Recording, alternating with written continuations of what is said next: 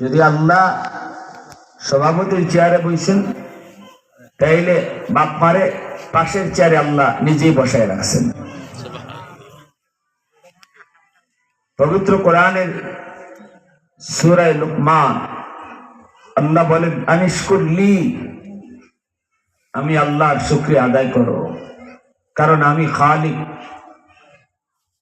ওয়ালিওয়ালিদাই, এরপরে আল্লাহ বলতেছে, শোনো, আমার শুকরিয়া আদায় করার সাথে সাথে বাপ মার শুকরিয়া আদায় করো।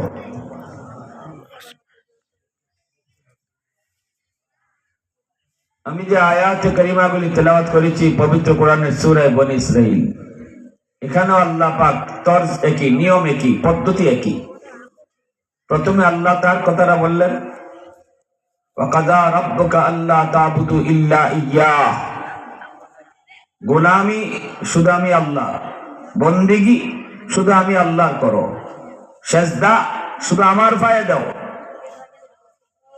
কিন্তু এরপরে আল্লাহ বলে যে আমার হকটা আদায় করার পরে তোমরা কার হক সবার আগে আদায় করবা জানো?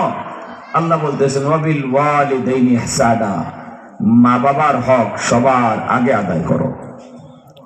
সুবহানাল্লাহ।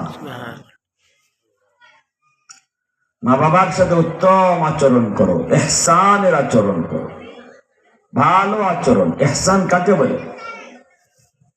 এই ইহসানের ব্যাখ্যাই আল্লাহ দিয়েছেন পরের আয়াত থেকে। ইম্মা ইয়াবলুগান্না ইনদাকাল কিবারা আহাদুহুমা আও কিলাহুমা